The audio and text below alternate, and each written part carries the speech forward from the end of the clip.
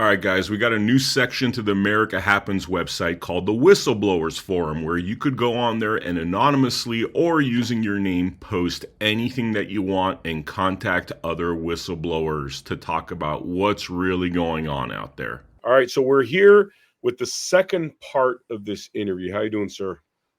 Good. Thanks for having me, Ben. Yeah. We've been talking, in part one, we did a deep dive into QPQ, right? It's called QPQ. QPQ. Yeah. So quid pro quo, this for that, the old Latin phrase. So that's what the company in Switzerland is called, QPQ AG. We built the Gajimaru. The Gajimaru is the blockchain that I was describing, an actual blockchain that actually works, minting real money that really works. You might ask why it's called the Gajimaru. So Craig Everett, our chief product officer, the guy who's the former US Special Forces operator, he lives over in Okinawa. He's married to a Japanese lady. He was based over there with the, I forget the unit, but he was over there with the US Special Forces. And we were trying to figure out a way of describing something, because everything in the world is about trust markets. Your household is a trust market. Your group of friends is a trust market. Certain people you know are better at different things, and you'll give them trust that they have information that you don't, or that they're a good person, etc. How we operate in different places and different contexts is all a different type of trust market. And what I mean by that is this, and again, there's videos about trust markets on our YouTube channel, QPQ _ Internet of Economics. And we talk about this issue at some length in there. So what's happened in the so-called blockchain distributed ledger world is that you've had all these so-called layer ones, which are all controlled infrastructure. They're not real blockchains. And they all come out with, well, our use case is this. We are specialists for this particular industry. And what they're saying is that the balancing act between security, decentralization, and speed has been skewed in a certain way for specific actors to operate within. So let's say if you had 5 people who all know each other acting as a decentralized system, it's not very decentralized, but those 5 people all knowing each other might trust one person to vote on behalf of everybody else on certain issues, and another person to vote on behalf of others on issues. It's called pirate democracy, actually. There's a pirate party in Iceland driving that very agenda. In other markets, you might want the 100 people in a room to all agree, if you were to trust that something that happened in that room is true and act upon it as if it is a truth. So what you end up with is there is no one ring to rule them all. There's no one answer to every problem. However you look at anything in life, there are different compromises, and this is true in blockchain as well. The compromises between security, decentralization, and speed. The so-called blockchain trilemma. So our answer was not to say that we have one solution. Our answer was to say, well, hold on, there's tons of infrastructure being controlled solution sets, like, for example, Hedera Hashgraph is infrastructure, really good infrastructure, but it's infrastructure. That means it's not a resource layer, it's not open, it has control functions and features within it. Algorand the same. Ethereum very much the same. The only actual blockchain out there of any significance is Bitcoin, but it doesn't actually work because A, it's way too inefficient, and B, it doesn't have smart contracts, which we were covering earlier, being like vending machine chains of logic chains. So when you look at how do you create a solution set, all kinds of different requirements come into play. And our key idea was we will build this resource layer that's missing in the global economy today, missing in the blockchain world today, the absence of which allows people to control access to and between the fragmented infrastructure that is our current economic system and is the blockchain ecosystem as well. We'll build that missing resource layer first. But then we will put in place the tooling for everybody to build whatever infrastructure they want. So, for example, the Central Bank, the Reserve Bank of New Zealand, might want one solution for creating a national banking system. The US Federal Reserve and federal boards may decide that actually they'd like another type of solution. Everybody can build whatever they want. It's an open system, but we're going to put all of the tooling there that allows people to do anything they want in this way. So it's a single organism, but it can have millions of different facets. And we were trying to think that what is our object? Our object is the economic emancipation of humanity. We don't want something that's all glitzy, flashing lights and lightning and trash like that. It needs to actually be really rooted in nature. And we were trying to think of something. The obvious one was mycelium, mushrooms, because actually when you look at a mushroom, it's actually just a sexual organ that pokes up above the ground. The organism itself is mostly subterranean. In America, you've got one that I think is about 20 kilometers long, 20 square kilometers in size. Huge. But people don't tend to think very well of mushrooms. So we were still struggling with the idea. And then Craig looked out his window and said, what about the gajumaru? So the gajumaru is a Japanese tree that grows in such a way that it has a common root resource layer, which we call Groot in gajumaru, a common resource layer, a common root that then supports the growth of hundreds of trees. If you look at a fully mature gajumaru, it looks like a forest, but actually it's a single organism. So each new trunk, like infrastructure, comes out from that root. It then enables all of the branches and the leaves that make it look like an individual tree, but it's not. It's a combined open ecosystem underneath. It's the root is the same. It's the same organism. So that's why we call it the gajumaru. The idea is exactly this for the whole system to exist and to evolve, that we're not telling everybody there is one answer. We're saying we need a common open backbone that nobody owns or controls, but then enables total interoperability and interconnectivity between all of those infrastructural pieces. And all of a sudden, we have a global economy, and that actually means something. I know this is going to be probably toughest question to answer, but how do you explain this to somebody in one sentence? Like if you want to get somebody's attention, a consumer or somebody that's going to do doing the mining on their computer, how do you explain it? Is it like be the bank? Is it that, I wrote some things down. I mean, let me throw these out at you to see if any of these, resonate, right? So it seems like if it's centralized, you're basically a serf. You're under somebody's control. You're a serf or a slave of some kind if it's centralized. You're a subject. You're a subject. There seems to be a be the bank element to this. Yeah. So just that's a really important distinction, by the way. A British citizen doesn't exist. Yeah. I talked in the previous session about how America evolved out of Britain, that it was the people who believed in the capitalist libertarian ideal who went from Britain to America, founded the 13 colonies, and then led the Civil War against the English to remove their control. As an American, you are a citizen of America. If you have a British passport, you are a subject of the Crown. It's a very important distinction. And the truth of it is, unless and until you have your economic emancipation, your citizenship is illusory, because the state can turn on or off your access to your money, your data, and your assets. So is be the bank the best way to the simplest way, one sentence? I mean, is that the start of this idea? I wish I knew the answer to that question, because if I did, it would make my life so much easier. Half the problem I have is that I've been doing this for 24 years. For me, for example, I use all kinds of shortcuts when I'm talking with the team. They use them with me. So we talk about trusted money versus untrusted money. That doesn't mean anything to most people. And I didn't realize that until one of our investors turned around and said, "What the hell do you mean by trusted money?" And I thought, hold on, you're the former COO of a bank. How can you not know that?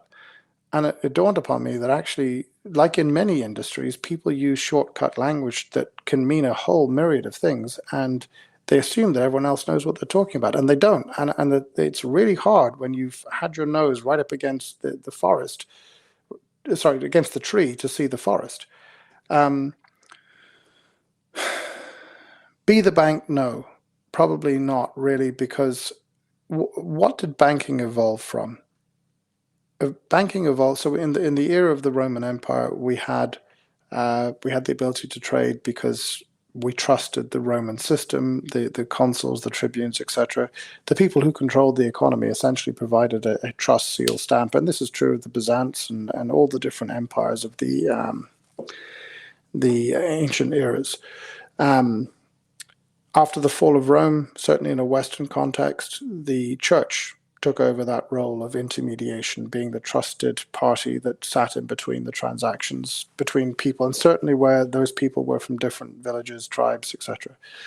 Around the 15th, 16th century, we saw the emergence of banks. The Templars arguably were the first banks in a way, because they gave you the capacity to move money from, let's say, France or England to the Holy Land, and to have that protected all the way along. They provided the guarantee that what you gave them at one end, less their fee, would end up at the other.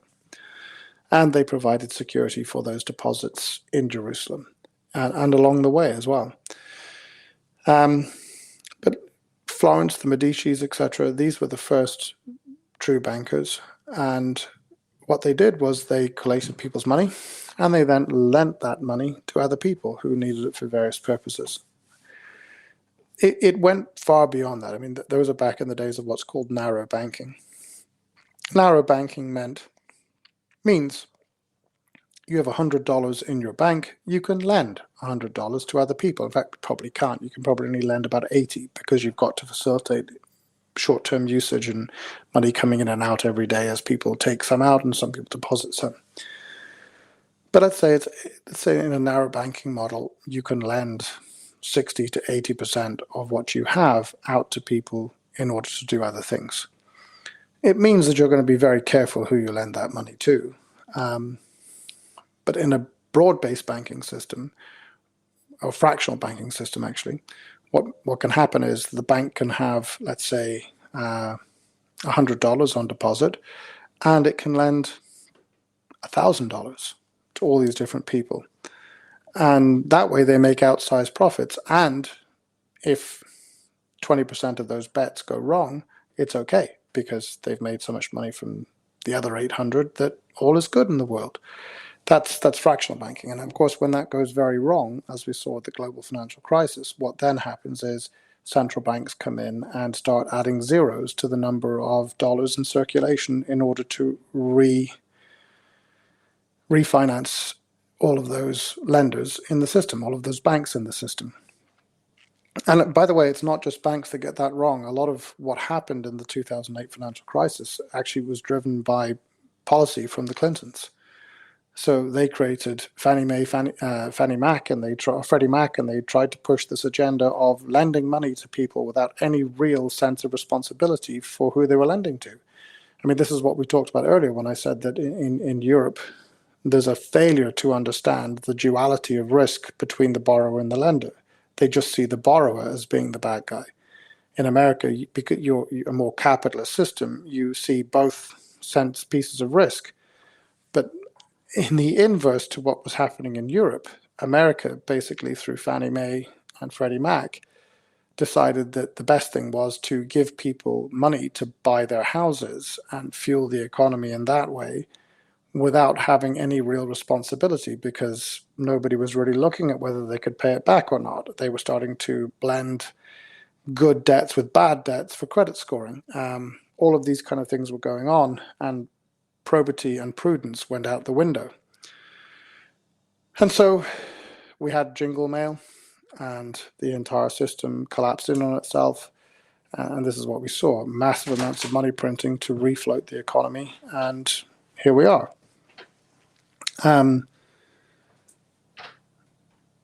Sorry, forgive me. I've forgotten the question. So, okay, I'm going to throw another one at you, because as you're talking, I'm sorry. You were saying be the bank. Yeah. So, Yeah.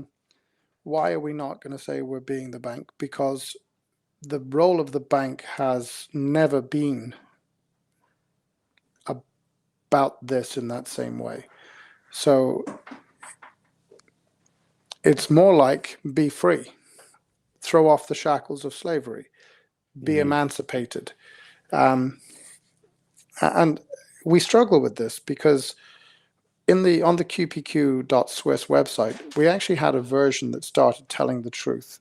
And it said, your lives have been debased. Your work has been devalued. You have been enslaved, and it's been hidden from you. I can prove that all of those statements are true.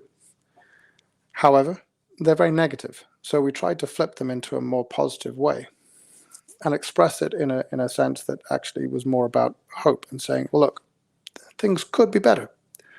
This is how we could make them better. I think that part about throwing off the shackles of slavery, about emancipation, about restoring the value of your work to you, restoring agency to you, they should all, from my perspective, resonate. But the problem, as I say that, is from my perspective. My perspective is a strange one. I've been doing this for a very long time. I've seen this problem for a very long time. I've been working to solve this. So to some extent, it's a little bit like the choir master telling himself he does a great job teaching the choir how to sing. I don't know. I wish I did know. I wish I could find that simple thing that people could immediately grasp that didn't make them feel bad about themselves, but rather made them feel like we've given them an opportunity to seize their part in the future. How about I wrote this down while you were talking. Crowdsource creation of wealth. It's not about creation of wealth either. It's about, see, that's kind of the crypto narrative, is do this and get rich. I'm not going to sit here and tell you you'll get rich out of this. You might do, but it's not what I'm going to tell people. This is about creating a human economy. You just got rid of the anti-human administration in the Biden administration, the World Bank, World Economic Forum. You watch me talking from Davos, and I call them out for lying with my dark MAGA hat on, for saying on the one hand that we have to freeze people. Most of Europe is now in energy poverty. Most of Europe's big businesses are grinding to a halt with 3-day weeks because they can't afford to pay the electricity bills in order to pursue the net zero lunacy. At the same time, they were telling us that large language models and AI, which, by the way, are a means of taking all of our data and monetizing it for other people's purposes, all of our intellectual property and monetizing it for other people's purposes, especially when they can sell it back to us as a subscription for $20 a month to use ChatGPT, winner, winner, chicken dinner from their perspective. All of that is great. They are turning on new nuclear power stations to fuel these massive new server farms. They're diverting entire rivers to cool them.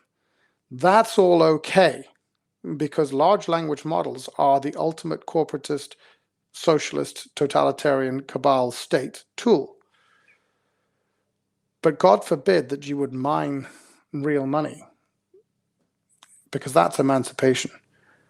And that's what I was calling out in Davos. So it's not about saying that this is a quick or fast route to wealth. It's literally about saying this is about the deposition of the anti-human economy, the one that's made us all weaker, that has, we human beings, we are the inefficient cogs in their machine. The Matrix was not entirely out of, the ideas around it didn't come out of thin air. I have this argument with my daughter. She actually thinks we are in the Matrix. And I keep telling her, no, we're not. But I can see why you'd think that. In fact, I can see why your entire generation would think that, because our parents' generation and our generation sold them down the river. But it really is about understanding that our current economy does not serve people. It serves the state. It serves big corporations, but it doesn't serve us as people. So we want to give people a choice. Do you want to keep feeding that beast? Or do you want to do something that creates a human economy? One that serves us all, that nobody owns, nobody controls, but everybody can access. I don't know how to make that more attractive to somebody, because I would think to anybody who values their work, their lives, that's got to be attractive. Because right now, the transmission fluid between massive money printing and CPI, Consumer Price Index, and PPI, Producer Price Index, coming up, the transmission fluid for that are human beings. Our work has been devalued. Our lives have been devalued. We have been enslaved. These are truths.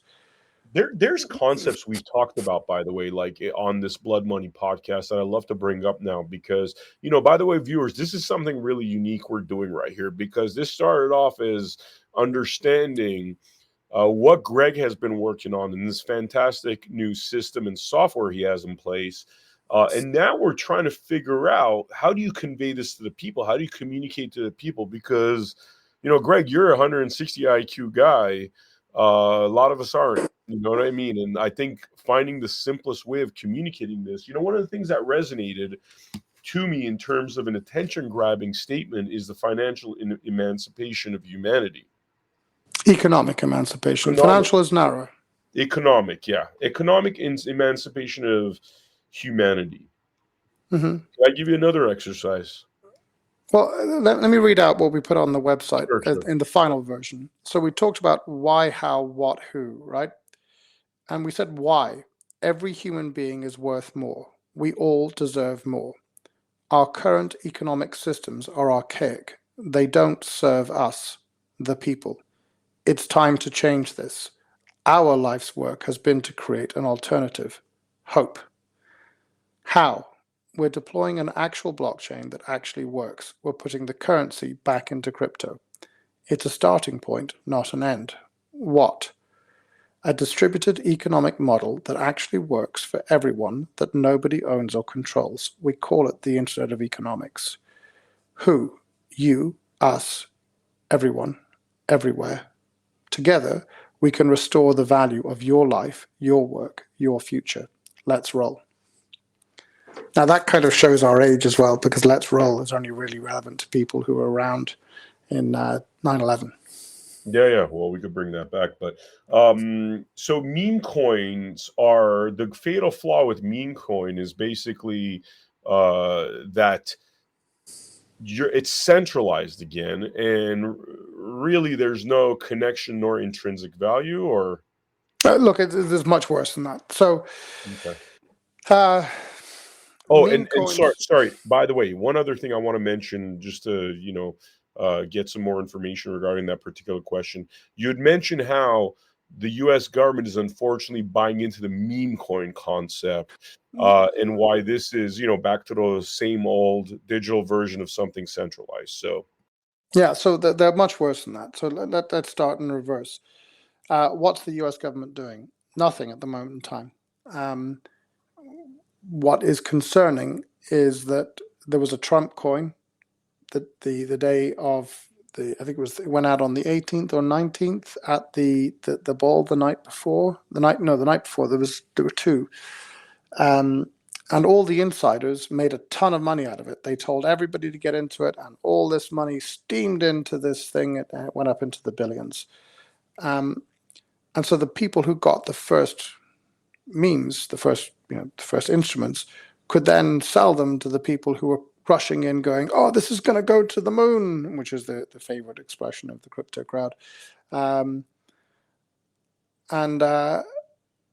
Then all the money got sucked back out again to the people who had been on the insiders. I mean, this is insider trading. This is what this in old school financial services where I trained, that's what we used to call it, insider trading, front running.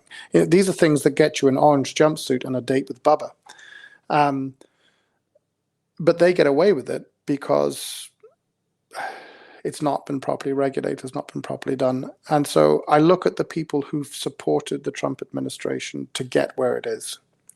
Why was Jeff Bezos, who is the ultimate corporatist, standing on stage behind Trump at his inauguration? That's a point of concern. Because Amazon profiteered from the COVID lockdowns more than anybody else. They wiped out every mom and pop business around the country, but they got massive increase in their profitability because all of a sudden everybody was ordering everything from Amazon, Uber Eats, etc. All the same thing, right? All destroying, all profiteering from small businesses and taking the bulk of the money out of the system. Did not like that. But look at who else has been behind it. Michael Saylor. Michael Saylor's whole thing is about number go up on Bitcoin. He was the one who was pushing the argument that the US Fed must now print $1 trillion in order to buy Bitcoin, create all this more debt. Why, Michael? Oh, so you can become a true Shanghai billionaire whilst everyone else becomes a Shanghai pauper. Such a wonderful individual. And that's what all these agendas are. Coinbase. Coinbase is not a regulated exchange. It's a fake exchange. Quickly to interrupt you. So I think you hit something there that it definitely resonates, right? So whenever we're hearing about these Bitcoins, meme coins, all these different coins, crypto, you're basically centralizing wealth with whoever the creators are. And insiders. Just look at it like this. The insiders are making all the money and everybody else is the mark. So are the insider. Casino. With QPQ, you are the insider, more or less. Everyone's the insider. The people are the insiders now. That's the aim. Got it. Okay. Yeah. Got it. Anyway, keep going. So, look, all of these things are designed. I mean, you said to me something about, would you call it a means of creating wealth?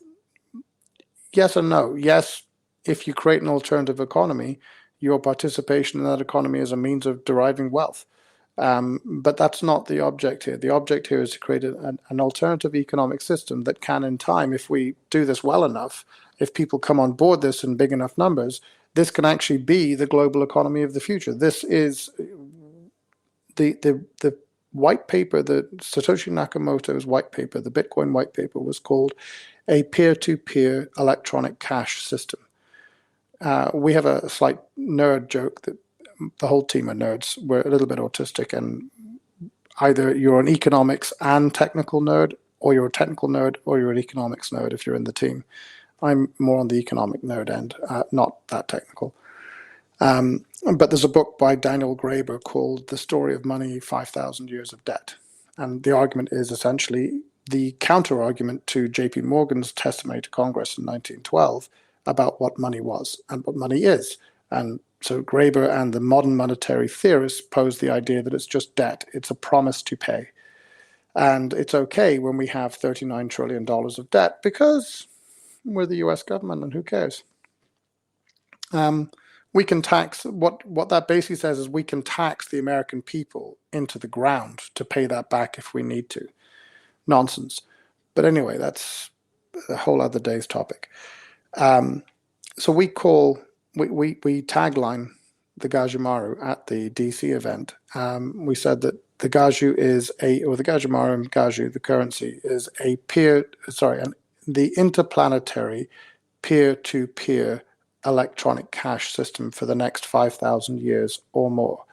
Why interplanetary? Because thanks to Elon Musk, we are about to go interplanetary. We are about to have actual bases on the moon, bases on Mars. If we're going to do that, we're going to need to have real money that really works, i.e. the Gaju.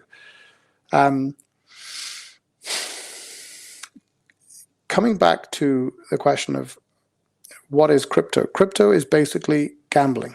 That's what it is. And as with gambling, the house always wins. The insiders always win.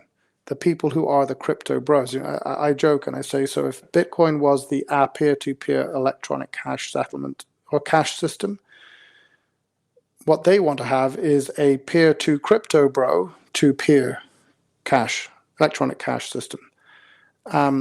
They're constantly trying to not to realize the vision that blockchain offered, that Satoshi Nakamoto offered, of a new economic system in which we can all participate fairly without anybody owning the system. They want to reinstitute who owns it. They just want to change who owns it. They want to take it away from the existing corporatist operators and put it in the hands of a new set of corporatist operators. That isn't the way this is meant to be. Okay, this is definitely making a lot more sense. Now, I mean, how do we address for people that are just, I mean, this might seem too complicated. What is the simplest way of, like, again, I'm going to pull out my notebook here because we're vibing here, by the way. This is a very unique episode. This is like a brainstorming session, but for viewers out there that have never done this sort of thing where you're trying to figure out I mean, I've been doing this for 30 years. You're trying to figure out the messaging. It's kind of like you draft it, you draft it, you draft it. It's like writing a screenplay. Your first draft, you write the screenplay. Best thing to do is throw it out the window. You know what I mean? Unless you're like, just exceptionally talented, top 0.1 percentile of writers. Usually it takes a little bit of grinding to figure it out, right? The economic emancipation of humanity, right? You're decentralizing the currency. You're taking away power from essentially these billionaires or people that are trying to be billionaires that are going to see the most benefit because like stocks, if you get pole position on stocks and you get to buy them before everybody else, and we've seen this sort of thing happen. How many of you have gone out there and said, okay, I want to buy this stock, then realized, well, that's unavailable for you. That's for a little private click, Let's keep talking and vibing about this. I mean, how do we explain this in its most simplest fashion to the people out there? All right, so you touched on something there. It's about access, right? So a lot of the regulation we have around these things is very patrician. It assumes that people are too stupid if they don't have money to be able to figure out what they should or should not invest in, which goes back to something we touched on a little bit earlier. I said that we are the inefficient cogs in someone else's machine. Our education system reinforces that, actually. Our education system is about making us into mildly less inefficient cogs in someone else's machine. Our education system is not about turning us into good citizens. It's not about turning us into discerning actors who can evaluate different sources of information and work out what we think is true. That's not what our system teaches us. Probably the only subject that comes close to that in everyday schools is history or literature. Everything else is much more about being the inefficient cog in the machine. Mathematics, you could argue, is an exception to that in a different way, but actually there's still very prescribed thinking that goes into the basic mathematics that you do in high school. So everything that we see around us is shaped to take power from us as individuals, as people, right from our education all the way through to what is a job? A job is the minimum amount of money that someone can pay you for the maximum amount of work. It's a very one-sided deal. Firm theory, that's why we have companies, why we have corporate system is based upon the idea that it's hard to triangulate the people you need to work with. It's hard to pay them when you do find them, and it's hard to control what they're doing. Well, guess what? With a blockchain, you can blow that all up. It becomes really easy to do business with people. We actually built a platform on the Gajumara, which we were calling Gigalicious. It's now called Gaju Gigs, gig workers. So you're working as a developer, building like you and I right now. You're working on how to formulate the presentation of something. That's gig work. You don't have a contract with company A or B that pays you the minimum amount possible for the maximum amount of work. You could work for 100 people in a year. If you want to think what direction we can go in, we have a lot of IP in QPQ, all of which, as I said, we're licensing to the chain. And 4 years ago, I was very popular on the intellectual property speaker circuit because I was, so they thought, trying to reiterate their argument that we should all have IP, regularized IP. And not only did I disagree with this up on stage one day, I also turned around and said, every single person in this room who's currently under 25 years of age, by the time you're 50, you and everybody else in the industry will sell hours of your time on an open, transparent market in exchange for money, for value. And the better you are at what you do, the more you'll be paid for that hour. And you might only actually work 20 to 30 hours a week, but you'll be better paid than you are today in relative terms. You will have more wealth than you do today because you will get all of the value of your work. There isn't going to be somebody in between taxing it because they collated the direction of travel for that work to come to you. It can happen in an open marketplace. So in truth, the ability to offer our services, our goods, etc., in an open, transparent market with the minimum of friction, and when I say friction, I mean speed, efficacy, cost, taxation upon our labor. The more you minimize that, the more you return that value back to the person, and the more you change the game. So everything in our system now is slanted toward taking power and agency and value away from the individual and concentrating it in the hands of a relatively small number of people. That isn't capitalism. Capitalism, remember, is I win, you win, we win. It's the tide that raises all boats, not the one that only raises some boats and keeps everyone else in the mud. I mean, that's why I kept bringing up LaRouche earlier in part one, which is that American stuff. I'm noticing there's a clear distinction between, all things British, City of London, and what we've aspired to be an American style of economy, which has been kind of lost. We're in this City of London system that clearly is not working anymore, especially with the kind of debt we're talking about, right? So let's break it down again. I apologize if we're going through arenas that we've already talked about, but I think we just got to really simplify this, right? So as somebody that's watching this and says, well, you know what, that sounds kind of interesting, I'd like to take a stab at it. What are they doing? What are the actionable steps that they're doing to become a part of this? So one, it's not the case right now because we're still doing all the build to get this up and running by the end of March. Sorry. To that question there. So, end of March is when people will be able to start onboarding. Yep. Okay. So we'll have the website is gajumining.com. You'll be able to go there. You'll be able to buy a membership package, to a membership bundle, to install the software, do all the things you need to do, get a wallet, the Gaju wallet, as we were discussing earlier. You can do all of those things, and you'll interact with the marketplace. All of that should be good to go for the first people coming on board by the end of March. From there, we want people to start thinking about, well, what would you like to build?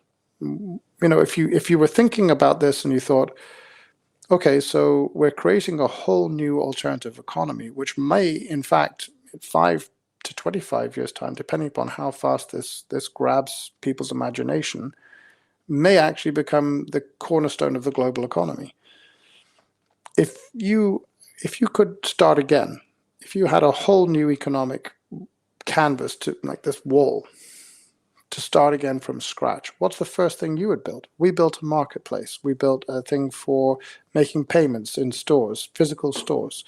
We built a means for people to be able to offer their services in a gig economy. So developers and programmers and UX people, storytellers can sell their services in this context, and it can eventually become sort of a decentralized payroll approach. We've built things like that. But we're a small team. We're not that well resourced, in truth. So what about all the other things you could build? Start building them. Simple as that. So that's the other thing people can do. They can start to trade their goods and services. I mean, we do this demo on. Sorry to interrupt you. Sorry. So I want to make sure I'm understanding this and the viewers understand this. So, step one.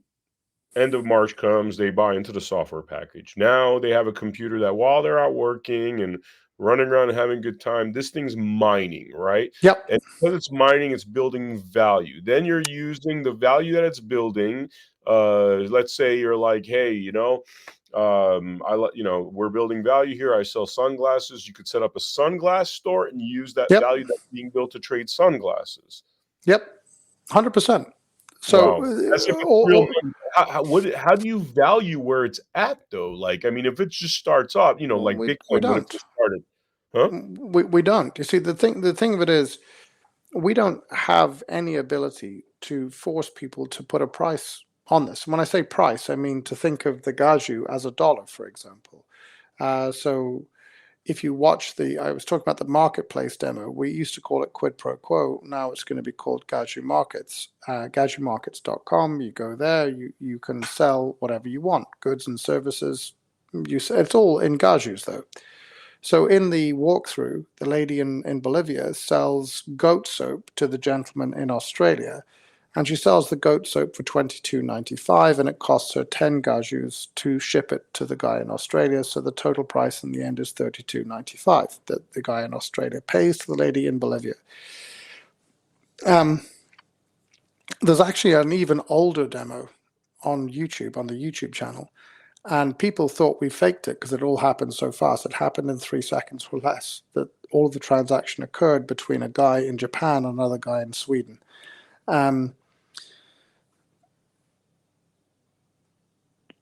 that marketplace, you see all of these things operating and happening. And so you could go in there and you could say, okay, I'm going to sell. How did eBay first get going?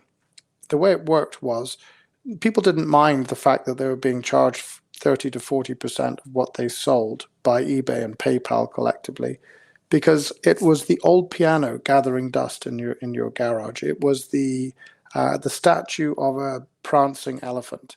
And so when you put those things up on your local notice board for sale or on a yard sale, the audience to buy them simply didn't walk past your door. If you could put them on eBay, you create a global marketplace where the whole world can look at this and go, oh, I particularly love your prancing elephant, and I will give you $100 for it, only 60 of which you will see. You didn't mind the $40 tax on that transaction because nobody else was going to buy your prancing elephant statue. Similar sort of idea. So if we could get people selling all of their secondhand goods on this, except we don't intermediate. We moderate so people don't sell children on it, for example, but we don't intermediate. And I should separate this out. So, PPQ as a company. Quick question. So Yeah. I apologize. I apologize, but I want to kind of make sure we're getting this. So, like in the beginning, it's kind of like very much eBay, like as people are trying it out and making sure that this it's a stable situation. They could enter it by getting trading items that are not necessarily huge ticket items, seeing how So I just want to make a very clear distinction. The Gajumaru is the blockchain that is completely going to be open source, totally free to everybody. Again, everybody can use it, nobody will own it, nobody will control it. The more we can get different people in mining that, the better, the more robust, the stronger, etc. That's part A. As a company, we didn't just do this because this has been our life work and calling. We also have to make money out of doing this. So how do we make money out of it? There's 2 ways. Number one is just like AWS, Amazon Web Services, is the most profitable part of Amazon. What do? They take Apache database systems, which is an open source means of creating databases, and they turn it into cloud infrastructure, which they then sell to people. So our view is we are the experts in how to build infrastructure on a blockchain. So when the US Fed comes along and says, actually, we'd really like to have a national payment system, could you build it? Yes, we can. We probably won't do the implementation because we never want to get as big as, say, Deloitte or one of these big consultancy companies who've got tens of thousands of employees to do the implementations. But we'll do the intellectual work that says this is how you build that infrastructure, this is how it should work, these are the modules, and this is the bit that we'll support for you.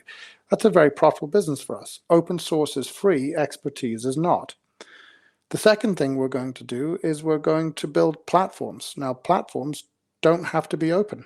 And anything above the resource layer, remember I talked about resource, infrastructure, platform, application. So you can build platforms directly onto the resource layer if you want. You don't have to have the infrastructure in between them. And that's what quid pro quo is. That's what Gaju Pay is. That's what Gaju Gig is.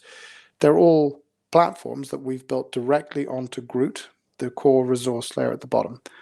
We own those platforms and we will monetize them in exactly the same way as everyone else. And actually, we're being pretty cruel about it because we're making the charge that we put on transactions on quid pro quo, or what is going to be called Gaju Markets, so small that unless somebody is willing to compete with us at commoditized values, points of a percentage point, they're not going to be able to run a competitive business. You might argue that's anti-competitive. I'd argue that's very competitive, because rather than gouge people at the start and gradually reduce our fees later, we're just going to go straight to the bottom and say, no, we're going to charge this teeny tiny fee. What does the fee cover? It covers us providing the servers that run the system. It covers us providing the moderation that means that people aren't selling kids on the marketplace. So we have to differentiate. This is the Gajimaro. These are businesses that we will run on this. And everybody else can do the same thing, by the way, because this is open. We don't own or control this. So everyone else can do exactly the same thing. And that's what I'm inviting people to do. Come and build stuff. Build it really well. Build it better than us. And sorry, on the Gaju, I was just doing a search. That's actually on Coinbase right now, right? Gaju's on Coinbase. Am I looking at the right thing? Not that I know of. Okay. All right. So Gaju is based on what, though? This is Swiss currency? No. The Gaju is the same as Bitcoin. So Bitcoin, Okay. Bitcoin, the innovation of Bitcoin was the bit about saying that in the past we created real money as a function of gold. And what was gold? Gold is a finite resource in the galaxy on our planet that it takes risk and effort to mine. Once you've mined it, it's very obvious that it's gold. It's easy to test. It's mellable. It's fungible. The innovation of Bitcoin was to say you could do the same thing with a cryptographic puzzle, which you can. The logic is absolutely sound. We've done the same thing. We created a version of Bitcoin that is tens of thousands of times more efficient than the original. That means it actually works. So we say it's an actual blockchain that actually works, minting real money that really works. So by inviting millions of people to come in and mine before we open it up to big commercial mining operations, we're actually trying to get massive decentralization as early as possible. And we're trying to create a system in which people can begin to create this alternative economy. We want them to build platforms and applications for people to use. The faster and more that people do this, the bigger and better the whole thing becomes for everybody, and the more of an alternative it becomes. So how do you begin to change the economic system? You don't suddenly click your fingers or tap your heels together a la Dorothy and get to the magical place you want to be. You have to think about it in very practical steps. So how do we get people to first begin to engage in an alternative economy? We get them to mine. Now people have got the currency. Great. What do they do with it? Well, how about you buy something on quid pro quo or a different service that somebody else has built? People could build a music playing service, a video streaming service. One of the big things that actually people need to grasp about owning your own data. So right now, in order to get free things like YouTube, Google Search, Google Maps, etc., email, we give up all of our personal data. Actually, the cost of doing a search, it does exist. It's tiny, tiny, tiny value. But what if the way that we work at the moment, because a penny is far more than the cost of doing a search, you'd have to, let's say, just for example's sake, do 1,000 searches before it costs you a penny. But if, as we have with the Gaju, you have 18 places after the dot, 18 decimals below that, actually you could have something that costs you 1/100,000th of a cent to do, like which restaurant is near me with a higher than 4.5 rating that serves Indian food. And that's kind of the thing that this economy also requires. It requires people to value their own data themselves, who they are, and not give that data away for free, and instead say, okay, well, I want to do a search for where's the best Indian restaurant near me. How do I do that? I pay 1/100th of a cent in order to get that answer given to me by the search engine. And this is the point. In the Web 2, or we don't like the phrase Web 2, Web 3, but it's what the world uses. In a Web 2 context, you are the product. Everything seems to be free because you're the product. In a Web 3 context, and let's ignore a lot of the hype and nonsense and NFTs and meme coins that tends to come with, and think what it might mean in a practical, real sense. it means that you will pay for value where you find it. And this is where the ideas of utility coins came out of. A little bit like you go to a fairground, and rather than pay dollars for each of the rides, you will hand over $50 at the door and you'll get 100 tokens, one for each ride. Similar sort of idea. Coming back to the marketplace, how do people engage in it? So take the example of the prancing elephant statue that you think is great, but your wife hates. And for the sake of staying married, you're going to sell. But you can't sell in the yard sale because nobody else on your street really wants a big prancing elephant statue. But actually, there's a person over in Dijon in France who thinks it's the most wonderful thing he's ever seen. And he can see it because it's on an open marketplace that's open to the whole world, just like eBay was. And so you sell your elephant for 100 gajus. Now, you ask the question, what's a gaju worth? It's worth whatever the market as a whole thinks it's worth. I mean, we're saying, when we create that demo, we're saying it's probably $1, 1 Swiss franc, approximately. Hence, the lady sells the goat soap for $22.95, and the guy pays an extra 10 gajus to have it shipped to him from Bolivia in Australia. That's probably quite equivalent to $1 or Swiss franc in that context. But ultimately, the market itself will decide. Now, we really don't want people to do what they did with Bitcoin and start hodling, as they call it, holding on to it and hope that it's going to go up forever and ever. So actually, we're going to work very hard to try and keep it in a range. We know it will go up in value relative to other currencies over time through utilization. But we're not telling people how that's going to happen, when that's going to happen, because we don't know either. This is all going to be driven by what people in the world as a whole do. The more people we get mining, the more people we have using this economy, the more alternative economy exists, the more you'll see a real value. I mean, what's a dollar worth versus a Swiss franc versus a pound versus a yen? It's all decided by huge numbers of market transactions and a coalescence around a range of pricing. That's what we intend to see happen with the gaju. It is intended to be a currency. It's real money that really works. So we want people to decide what it's worth. What's it worth to them? What's the elephant worth to you? And eventually, it's not going to happen immediately, but in the next year, 2, 3, 4, 5 years, you'll see an ever greater sense of certainty around a coalescence of price, and that price will start to fall within a channel, and that relativity between fiat currencies, the dollar, the yen, the euro, etc., and the gaju will begin to emerge. Some countries may actually adopt the gaju completely. We saw that with El Salvador. They tried to adopt Bitcoin, but as per my example earlier, you can't transact in Bitcoin. You can do it via intermediation, but then it's still expensive, slow, and you're having to trust somebody who actually isn't very trustworthy. So the gaju would change that. The gajumara would change that. So if El Salvador wanted to adopt a digital currency tomorrow and remove the central bank from the equation, remove the ability to print money and move to a real money economy, they could do that with the gajumara. All they need to do, instead of giving everybody a few Bitcoin, every citizen in El Salvador, I think, got $100 worth of Bitcoin in their wallet or something like that. Well, don't do that. Do a bulk deal to have everybody in El Salvador buy a software package, and we'll put together all the pieces in the background so they can mine gajus. Hey presto, job done. They've got wallets, they've got gajus, they can transact with one another.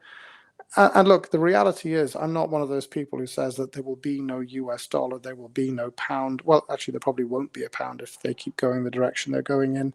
Same with the euro. You're probably going to see the reemergence of the Deutschmark and the French franc, for example, because the euro is a failed experiment, and the EU SSR is not going to hold together for an awful lot longer. But the US dollar, it will continue to be a currency. I think a lot of what you're seeing with the Doge cuts and the drive from the Trump administration is actually going to end up probably in rebasing the dollar in a different way. And look, it's not for me to say what's going to be the reserve currency of the world in 100 years' time. None of us know that. But I would make an argument that the Gaju will be there or thereabouts. And that's how. So the more people use it, you know that story about the little Indian boy says to the Indian chief that there are two wolves fighting in his soul. One is good, one is bad. Which one wins? And the chief says, whichever one you feed. So It's that. that's actually my next thing. So the success of this is all based upon this going viral. Like if people adopt this, it becomes a reality. Versus a gazillionaire creates something, or they create something, they become gazillionaires, and we get the trickle down effect. So people have ownership. Trickle down economics should be shot in the foot the minute you hear those words. You want to read the best takedown of trickle down economics and the whole argument around it. It's actually by Thomas Sowell. It doesn't exist. It's a nonsense that was created by the socialist corporatist machine as a pretense. But your question is, I think, forgive me if I'm rephrasing your question. No, rephrase. What we've seen to date has been billionaires trying to become. There was a joke in the First World War about done in Blackadder Goes Forth about how there's going to be a big push today in order to move General Haig's drinks cabinet 2 inches closer to Berlin, which will only cost 16,000 lives. It's a similar sort of thing, and why I found Jeff Bezos's presence on the inauguration VIP committee, as it were, so offensive, because in order to get him a 7-foot extension to his 700-foot yacht, basically Amazon, through the COVID era, extinguished every mom and pop business in America and Britain and Europe. And so a guy worth hundreds of billions became worth $1 trillion. Bravo. What have we achieved here?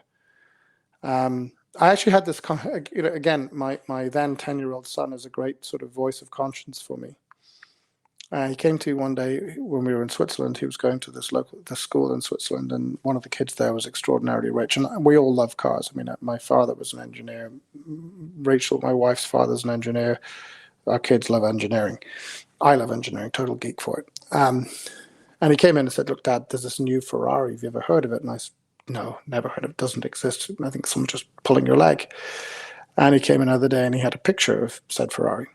And I looked it up on Auto, I forget, it's not Auto Trader, it's Autocar, the oldest car magazine in the world. Went onto their website, and sure enough, this one-off Ferrari made for a collector in Switzerland did exist. And my son's next question was, do you think you'll ever be able to afford one of those? And I said, no, probably, possibly, could afford it, but I'd never buy that. I mean, why would you want to buy something that you just look at every now and then and show off in? There's far better things you can do with that kind of money than that. So then the next question out of his mouth was, well, Dad, if everything works for what you're doing, will you be as rich as Elon Musk? And I said, no, not a chance. And he said, why? Is what you're doing not as good as what he's done? And I said, no, what I'm doing is literally trying to change the course of humanity's economic future. I'm trying to restore agency to the individual. I'm trying to give everybody a chance again, to give everybody hope, because right now we've stripped it out of everybody. You want to know why there's a drug and fentanyl crisis? We hoovered hope out of the system, and then we wonder why people give up. So I said, no, I can never be that rich, because in order for us to succeed, we have to give it all away to the world. We have to let everybody have it. Nobody can own what we're building. Yes, I will make a lot of money along the way, but I will never corner the market. I will never own everything in the same way. Does that mean Elon Musk is a bad guy? No, he happened to be the guy who played the corporatist game better than most. But ultimately, what did he do with his money? He's done a lot of good with his money. He's done a lot of things that will pay off for him, but have also paid off for the rest of us. We now have a social media platform where we can exchange points of view that are meaningful. You know, October 8th, not October 7th, October 8th was the end of me pretending that my politics and my work are not one and the same. You know, as I tell people, if you want to understand QPQ, understand this, that its builders are libertarian, capitalist Christians, and you'll understand everything else. We actually believe in those things. So October 8th, what shocked me, what happened on October 7th was shocking. It was appalling. What happened on October 8th was that hundreds of thousands of people took to the streets of Europe and America cheering the deaths of Jews and demanding that all of those between the river and the sea, not that most of them even know which river or sea they're pointing at, be exterminated. And at that point, I realized that we are in an existential fight for the survival of our civilization, and I could no longer hide what I have to say. But the only place where I can say those things is on Twitter. If I say them on Facebook, it gets deleted. Most of your videos have been deleted from YouTube. Why? Because you're saying things that that system doesn't agree with, and ultimately they pretend they're not a publisher, but they are. They are a publisher because they do decide what gets to go on their website, on their platform. And they do it to an editorial extent. Now, Twitter removed most of that. I know there are people who are arguing that it still has editorial aspects to it, but as an open town square, it's as near as we've gotten. That cost him $40 billion. He's working his way to get us onto Mars. Is he going to profiteer from that? Yeah, 100%. If I were Elon Musk, if I were thinking what he's trying to think and how he's trying to do, is he doing this for the betterment of humanity? A little bit, yeah. Is he trying to find a way of mining the asteroids that zip around our solar system and be able to completely change the entire game in terms of resources and delivery of those resources to the Earth? Yeah, that's where he's really going to make money bigly, as Mr. Trump would say. But ultimately, do I begrudge him any of that? No. I'm just saying this. For what we set out to do, we're never going to end up being in that same rarefied state that he is. Will we be very rich? Sure we will, because we're mining cashews right now. We're trying to get everyone else to come in and do it with us, but we are already mining them.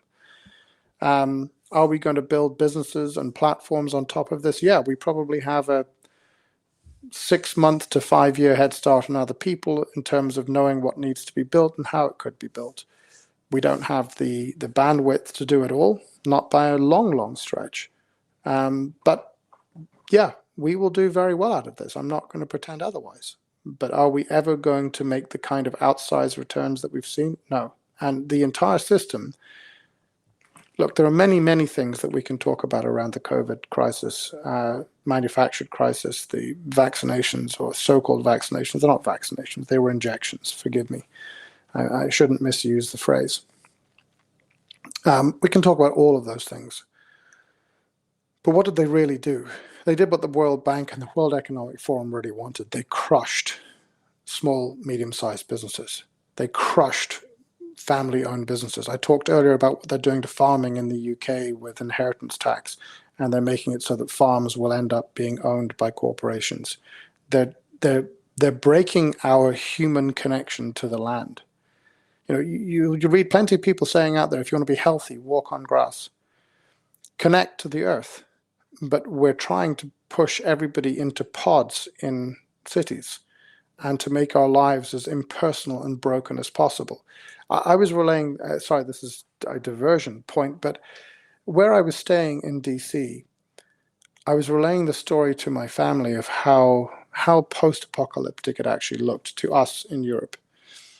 So if you walk out of my front door here in Ireland or my front door out in Switzerland, you'll see kids walking on the street, kids playing, kids running, jumping in the pool, in the lake. No, sorry, there's no pool here. In the lake over in Switzerland, walking up and down the mountain. In Switzerland, all the kids walk to school or they get the bus by themselves. There's no parents dropping them off at the gates. Zip, zero. If you try it, everyone will tell you that you're completely wrong and should go back to where you came from. What blew me away was I didn't see one child and I walked all over the streets. People thought I was nuts because, you know, where I was, people just don't walk. But I wanted to walk around because there are two aspects to that. One is if you cease to patrol the streets, you give up the streets. And I appreciate it's not my job to patrol the streets, but I kind of like the idea that somebody should actually walk the street and say, no, this is a street. We're human beings. We share this community, this space together. And if we retreat from that, then we end up where you are now. But the other part was I was just really intrigued that, and I know this is not true of all of America. I know that if you go out to Midwest America, to rural America, the community still exists. But there in DC, I didn't see one kid playing in their yard, not on a Saturday, not on a Sunday, not on a weekday evening, not one. I didn't see I didn't see any children playing in the street, nothing. You've literally destroyed communities in this context. And this is what we need to get back to. We need to get back to having high trust society, high trust community. By restoring power to the individual, we also restore power to the communities in which they live. Because then they can decide what they're going to fund, how they're going to fund it, and for whose benefit. Sorry, a little bit of a diversion, but I just couldn't credit how far America has fallen. I mean, part of this has been the destruction of the family, the same, it all goes down to up to the financial system, because under the financial system, you have the bar, you have destruction of families. I mean, something like 22 million fathers that don't see their kids. You no longer have happy kids. You're not living in a secure society because the masculine role models are taken out. And, obviously there's more fear when, back in the day, 50s, 60s, whatever, your dad wouldn't let you, kids played. And if something, nobody would mess with you because your dad would go kill him. You know what I mean? None of those. Look, it's not just that. Look, when I was a kid, the light would come in the window and I'd be out the door with the dogs running around the farm. I didn't come back until my grandmother told me that it was lunchtime. I came back and I was straight back out running around the farm with the dogs, and nobody needed to know where I was. It was irrelevant. I was safe. I was in a community. That community, everybody knew each other. The town knew where my grandparents' farm was. There's a in your language, it'd be about 500 yards, about 400-meter road, the main high street, the main street, if you like, of the town. And it would take me about half an hour to walk up that street, not because I was crippled, but because everybody I met along the way would, you're Gregory, you're Hannah's boy, aren't you? Yeah, how's your grandma? How's your granddad? Will you tell them I said hi? And then, and so it would go on the whole way up the street. Everybody knew everybody. Everybody knew everybody else's business, and there were plenty of people who don't like that. I get that, but it was a high trust society such that a 5-year-old boy could walk around it completely safe. In DC, your capital city, within eyeshot of 400 meters away from the national harbor, I saw no children on the streets. I saw signs saying that juveniles, unaccompanied juveniles, are subject to curfew. This is a society that is failing, and you are unbelievably blessed to have the administration that's come in, because if Kamala Harris had gotten in, the light of liberty would have gone off for everybody around the world. That would have been the end. You are once more the shining city on the hill. Yeah, from your mouth to God's ears. I mean, if you look at Washington, D.C. back in the 80s, while we're going through some of the most prosperous times under Reagan, the murder capital of the country was Washington, D.C. The crack epidemic was rampant in Washington, D.C. So Washington, D.C. has always been problematic because, really, it's indicative of what's happening in America, because even at that time when there's so much wealth, yes, there was a crack epidemic. Yes, there was a violence, murder epidemic all over the place. Washington, D.C. just happened to be the worst. All bad stuff that shouldn't be happening in quote unquote the richest country in the history of civilization. The richest part of the richest country. Yeah. The average wages in DC are $350,000 a year or something stupid like that. There was some ridiculous figure I saw where I think most states, the average GDP, I can't remember the statistics, but essentially Washington, D.C. is incredibly rich next to the rest of the country in terms of income and economic productivity. Probably not economic productivity because it's actually mostly government bodies. But yeah, look, socialism essentially takes the approach that such imbalances of wealth are a bad thing, so they should that we should have the government redistribute wealth and assume that the good government will never abuse that power. Of course, they abuse the hell out of it. Animal Farm, 1984. Route I'm glad maps. you mentioned Animal Farm, by the way. Everybody mentions 1984's apt comparison of what's happening today. But I mean, I see a lot more Animal Farm, honestly. Animal Farm is what it really is. Yeah. The people are Boxer, who was the horse who did all the work, and the fight is between Napoleon and Snowball. Snowball is Lenin, Napoleon is Stalin, and that was the story of Soviet Russia. And you're right, that is it. So, but what does their approach boil down to? It boils down to the idea that in order to reduce inequality, we should take from the successful and give to the less successful through the incredibly poor gearbox of the government. Really bad idea. Capitalism doesn't like imbalances either, but it takes a different approach. It says not that we should have an equality of outcome through the transmission of an incredibly sclerotic and corrupt governmental system. Rather, we should have an equality of opportunity. The problem is we do not have an equality of opportunity. If you go to the school in the district that I was staying in DC, I'm pretty sure you don't have the same educational access or facilities available to you that somebody in a nice part of New York might have, for example. But it's not just about imbalances in educational opportunity. It's across the board. It's things like you've identified. We've made it really easy. I'm anti-abortion. I think it's murder, but I don't think it's a simplistic issue in that sense either, because we've made it really easy for fathers not to be responsible for creating life with a mother. That's wrong. We've taken a huge chunk of the accountability out of the equation that should be restored to it. I would add honestly, and this is the part where it's just, today I got called a misogynist, by the way, while I was at a protest, because after being called a Nazi and a whole bunch of things by these leftists, the whole day I was getting abused. The whole day I was getting discriminated against. And so I posted a video with a couple of these liberal ladies, calling us Nazis, calling us supremacists, this, that. And then I made a joke. I said, somebody said something, oh, these ladies are crazy leftists. And I'm like, I said, at least they don't have dicks. And got called a misogynist for saying that, The reason I bring that up is because I think part of the female accountability of this, and this is a societal thing. Yes, men have certainly, do not do their share. At the same time, in the United States, especially, and the Western world, I mean, there's a problem all across, Britain, Canada, Australia. You have these courts that basically treat, men like a NPC, non-player character in their children's lives and that sort of thing. And the result of that is that you have both sexes now where abortion is a convenience. You have this kind of over-sexualized women that think, based upon these liberal standards, that sleeping around is liberation and all that stuff.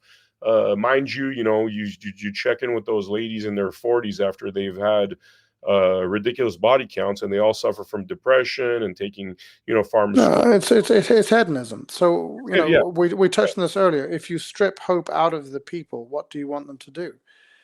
Why do you think people... Do you think people don't know what crack does to them? Do you think that they're too dumb to know what fentanyl does to them? Why do they do these things? They do these things because we took hope from them. That's one. The other thing is we took faith. We took. You don't have to be a Christian or a Buddhist or whatever in order to recognize that there is something special in humanity. We took so much of that away. We took away God effectively and replaced it with the state. That's both 1984 and Animal Farm.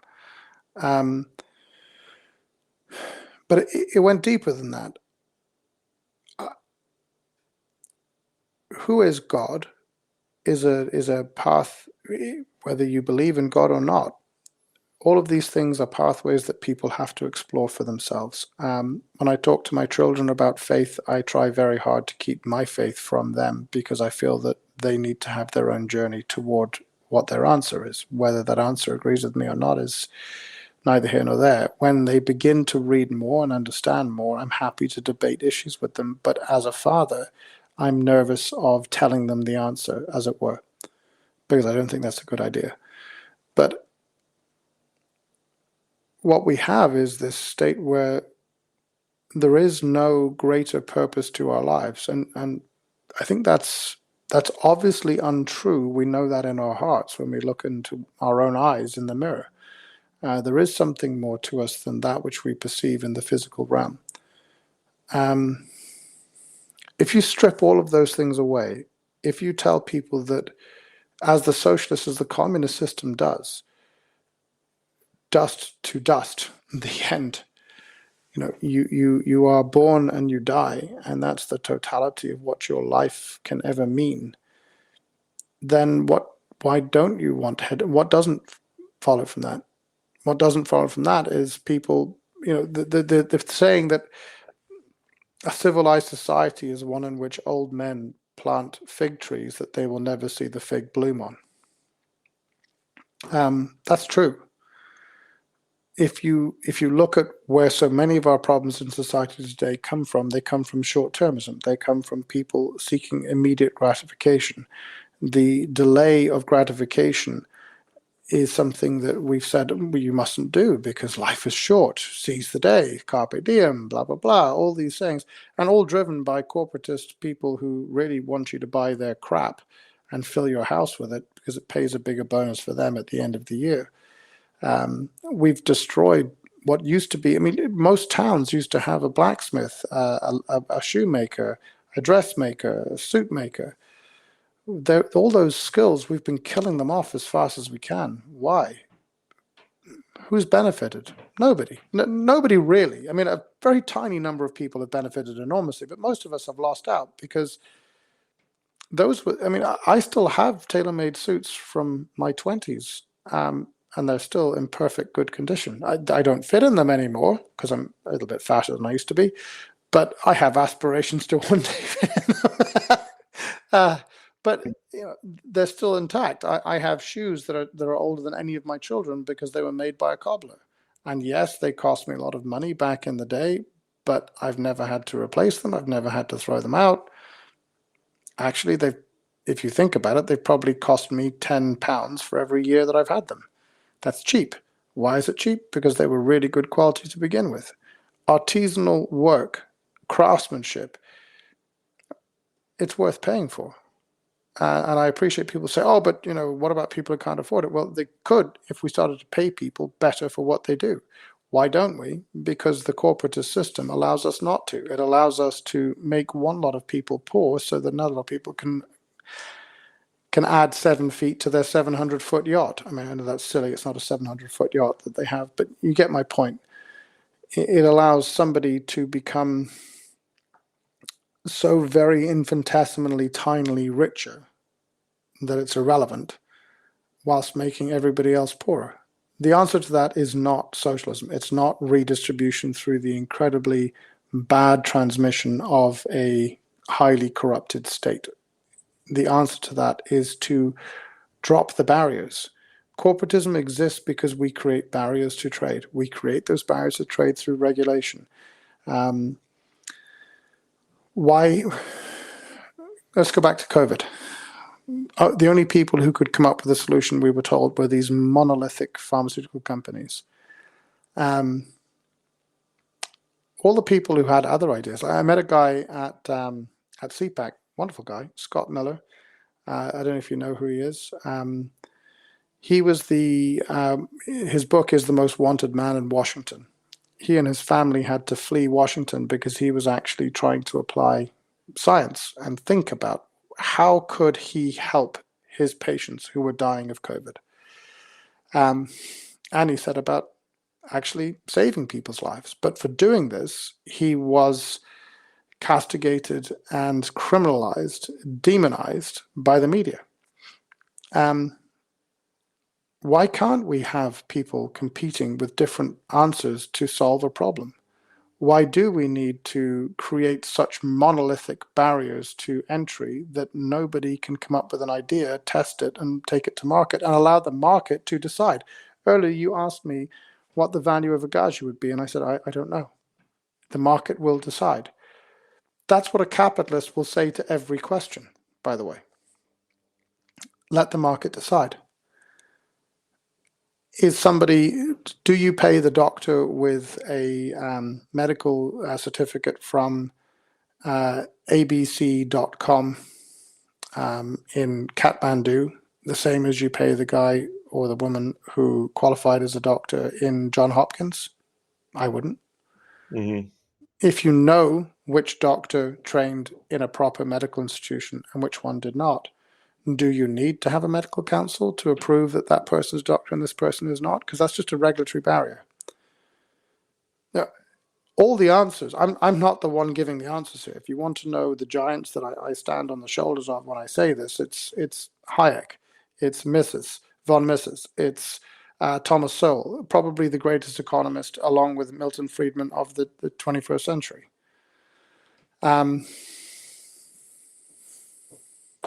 Sorry, the 20th century in Milton Friedman's case. These people make the most brilliant and simple arguments you can find for all of the points I'm making here. All I'm saying is, with the Gajumaru, we have finally created a truly free, open, negotiable space in which we can all operate without fear or favor, because nobody owns it, nobody controls it, but everybody can use it. The environment that what Sowell and Milton Friedman and Hayek talked about has never existed before. It does now. So the opportunity that we offer to people is to create and be part of the creation of a really human economy, one that rewards our work, our endeavor, our risk, and gives us the reward for our work, our endeavor, our risk. I don't know how to turn that into something that becomes an easy hook for people to get. I wish to God I did, because it would just make this so much easier. But It's a question here. So would it be correct to say, and I know you're going to correct me here towards the end of the sentence, but the first truly decentralized currency is the wrong word, maybe? yeah, currency and money are not the same thing. So a currency is a fiat money. It's bounded by the realm in which it's accepted. So, for example, I always have fun with the Bitcoiners, because I say, listen, if Bitcoin were a real currency, or real money, forgive me, if it were real money that really worked, you wouldn't price it in dollars. Oh, but it's the default currency. I go, okay, well, nobody in Britain prices a tube ticket in dollars. They price it in pounds. Nobody in France prices a bottle of wine in dollars. They price it in euros. They don't give a shit how many dollars it is. It's irrelevant. So if something is a currency, and it is money, so money is global. Real money is global. That's what the Gaju is. That's what Bitcoin was the precursor to, the writing on the wall for. Currency is bounded by the environment in which it's accepted as such. And so what would the right word be? The first decentralized money? No, because that was Bitcoin. It's Okay. not. That was the first decentralized real money. It just doesn't really work. Waiting 10 minutes to know that your transaction is going to be confirmed in an hour to 6 hours time, or even 24 hours time, that doesn't work. The fact that it will cost more money than what you're transacting for, that doesn't work. So it's real money that really works. So transactions are confirmed into the system within 3 seconds. A $5 transaction, from a mathematical perspective, is done in 3 seconds. A $5 billion transaction is done complete settlement to a mathematical almost certainty is done in, let's say, 4 minutes. That's faster than anything in human history as a payment rail. It's also real money because it's been mined out of solving a cryptographic puzzle. And as I say, that was the innovation of Satoshi. So it's not to say that it's the first. It's to say, and again, forgive me that I'm paraphrasing, or not paraphrasing, I'm making a kind of a technical and economic nerd joke, but the Bitcoin white paper was a peer-to-peer electronic cash system. We talk about the Gajimaru being the singular peer-to-peer electronic cash system, and the next step version of that is the interplanetary peer-to-peer electronic cash system for the next 5,000 years. An example of this, that one of the guys who's involved, this is very fond of pointing out, he's a historian, economic historian, and he points out that the Byzant, which was the currency of the Byzantine Empire that sort of rooted around much of the Mediterranean, a bushel of wheat stayed exactly the same price in Byzance for the entirety of the Byzantine Empire's existence because there was no money printing. There were only so many Byzants ever created. Therefore, a bushel of wheat stayed, let's say, 2 Byzants. That's what we're trying to get to. So, not the first, but definitely the last. Look, the other side of this, Vem, is to some extent you have to disregard what I would say because I'm being a nerd about it, and I represent 0.00001% of the world who would actually give a damn that statement is entirely correct. I hope that people would appreciate the integrity we have around those kind of things, but I don't know that. Yeah, I mean, this is really fascinating. Is there anything that we didn't touch upon? I mean, this has been a pretty long interview. Is there anything that we didn't touch upon that's worth mentioning before we wrap this interview up? If you want to get involved, there's an email thing that people can go to on gajumining.com and gajumarumining.com, because that's what we started doing before we reduced it down to gajumining.com. Get in touch there. Get in touch on Twitter. My Twitter handle is @GregChew14. I'm the same on LinkedIn.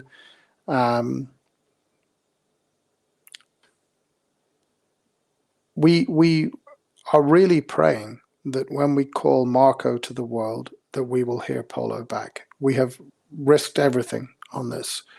And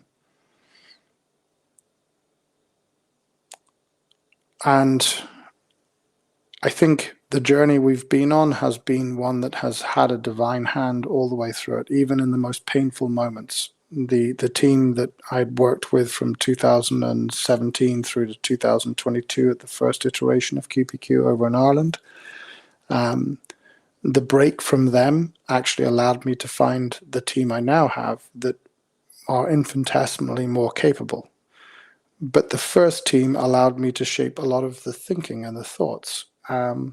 So all the way along, we've been on this path that has been an incredible one to walk, but now we need millions of other people to walk it with us. This is about building a movement, and we don't have to agree on every single thing. I mean, you might find my views on abortion abhorrent. You may decide that actually you would quite like it if Israel and all of the people in Israel would disappear. We will never agree on those things, but we don't have to. Ultimately, this is not about a solution to all of the political crises around the world. This is a solution to, if you want to solve most of the problems in the world, you need to have equitable access to markets and equitable access to finance. Solve those two things, and you allow people. I mean, why are people getting in dinghies and crossing the Mediterranean? Why are people jumping the wall from Mexico into America? Because they perceive that they have no economic opportunity where they are. Why do they perceive that? Because of protectionist policies. I'm not talking about a globalist agenda that makes the rest of us the subjugates of a very small gilded few. I'm saying that in a global economy, we can all live in our own communities, in our own culture, and actually participate freely and fairly in a global economy. This is meant to be about the elevation of all of humanity. It's not just the ones we like. It's a bit like free speech. Free markets don't discriminate upon your points of view. Free speech is about listening to the people you don't like. Free markets is about giving everybody equal and fair access, unfettered, unfavored.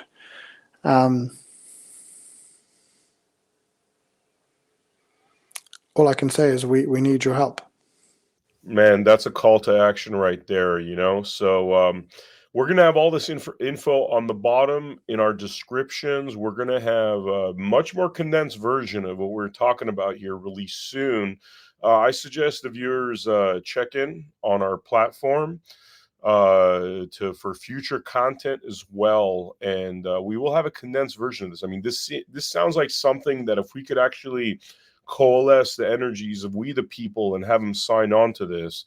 I mean, you're saying like 10 million. Once 10 million are signed on, which is worldwide, which is not a big number. I mean, this whole system takes on a life of its own. Right. Look, there's two countervailing forces here. So the mining curve is set. It's not going to change. And what we really don't want to have happen is a really small number of people end up mining everything, because that's terrible. So that's force one. Force two, pushing the other direction, is we really need to finish the work. So we have to get the core built, because that core has got to be good for the next 5,000 years. This is not a Silicon Valley build shit and send it to the market and then fix it later. We have to get this right first time.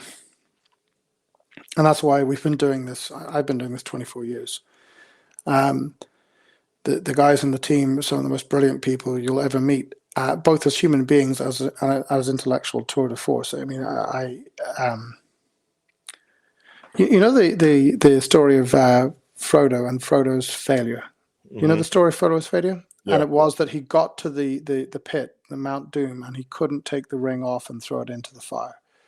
And so Gollum comes along and bites his finger off and falls into the vat of doom, and the ring is melted. The power is broken.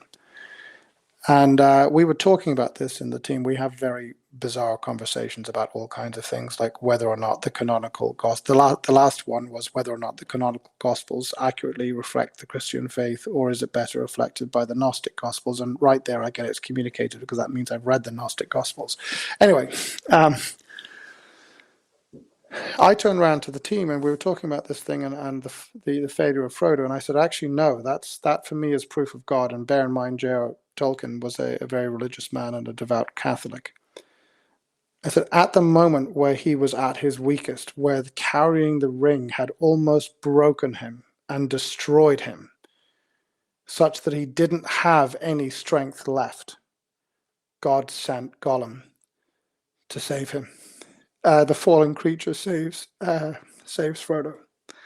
And I said to the team, actually, you're my Gollum. Because the people who stole everything in 2022, they actually said their object was that they said that Greg is like Nikola Tesla. He's full of amazing ideas, but he's too idealistic and he'll die in a ditch like an alcoholic. And their object was to break my family and break me and drive me to suicide. They came real close. But, you know, you can't beat the man who refuses to stop putting one foot in front of the other. And that's what I did. And I kept doing that until I was almost consumed with the darkness. And at that point, a guy who didn't join the team but knew everyone else that came into the team later called the EU SSR in a text message in a WhatsApp group. So I had no idea who he was, and I texted him and said, we are going to be friends. Who are you? And he then introduced me to the rest of these guys. And at just the moment that I was almost incapable of taking the next step, my family were back here in Ireland. I live in Switzerland alone. I didn't have 5 children with the most amazing woman in the world because I don't like them. I love them with all my heart. I do what I do because I want to see them and all of their generations and all of the generations to follow to have hope that has otherwise been stolen from them. And this team came into my life, and we negotiated how it would all come together, how it would all work, and we started again from scratch pretty much. But I said, you guys are my Frodo. You're my Gollum, because at just the moment that the darkness almost consumed me, that I felt that all of my work, all of the struggles, all of the sacrifices, everything I'd put my family through was null and void, and actually my purpose on this earth was a joke. A really dark, bad joke. These guys came along and they took the ring and they took it and put it in the fire. And I'm not saying it's been easy since. It hasn't. It's been really hard. Some months we've literally just made payroll with days to spare. I've been fundraising, working, trying to deal with all the legal stuff around the guys who stole all the IP. We have patents around how to share data analytics with privacy at scale. Essentially, it means that you can own your data but still operate in a world in which everybody who's selling you a service, like a mortgage, for example, wants to compare your data against a wider data sets. That's something that we wanted to license to the world for free. We wanted to give it to the world for free. They've turned it into a corporatist thing that they stole everything from. I mean, even ChatGPT thinks that the probability that it's a copy, their product is a copy of the patents, is in the range of 85 to 95%. When I told ChatGPT that the exact same team that worked on the IP are the ones who've built the product that various people have in the corporatist venture capital world have backed very heavily, are the same, it concluded that it was probably a criminal matter. It is. But the guys that have come into this team have come into it with incredibly good hearts. We sort of joke that Dimitar is the biggest hearted person in the team, but actually all of them are. They're all really good people. They're all incredible people. They came into this with all the right intentions. They've held on to them. They've not given in to greed. They've not given in to the baser instincts that could otherwise wrap people up. And, we talk about it at length in those videos about the Garden of Eden on Rumble, the Garden of Eden problem. And we're now at a point where the keys to changing everything are within everybody's grasp. We say this in our deck to, when people want to understand what we are, we say it starts with us, then you, then all of us. And we can all be one another's Gollum, at that last moment when hope is almost extinguished, when your will and power to carry on through all the pain and suffering it's taken you to get to that point, that God, in whatever form you want to think is God, sends something. The fallen creature is sent in to take that burden. And that's what we need. We need to restore hope.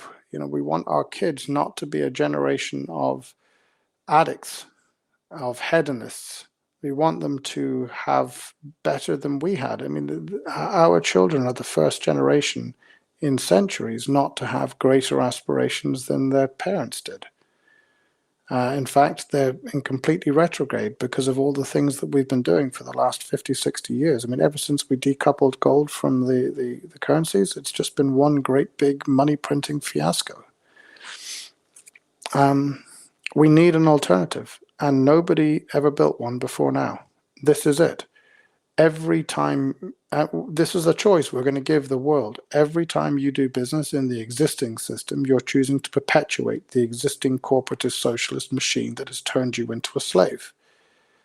Every time you choose to do business on the Gajumaru, you are perpetuating a future in which you have a part, where your children have a part, your grandchildren have a part, where the work that you do belongs, the profit from the work that you do, the endeavor that you undertake, the risks that you take, those profits are yours.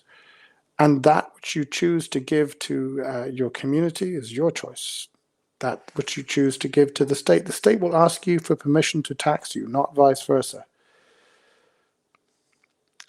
It can be truly a whole new world for us all, and one in which all of us can enjoy being a part, freed, emancipated, truly emancipated. Awesome, Greg. Awesome. I really appreciate this interview, man. Really, really great information. We will have information below in terms of the websites Greg is talking about. For the viewers out there, thank you for joining us for this double episode of Blood Money. Please make sure you check out AmericaHappens.com for our future episodes. Make sure you check out our Rumble channel, our Roku channel, and I will see you all on the next episode of Blood Money. Thank you.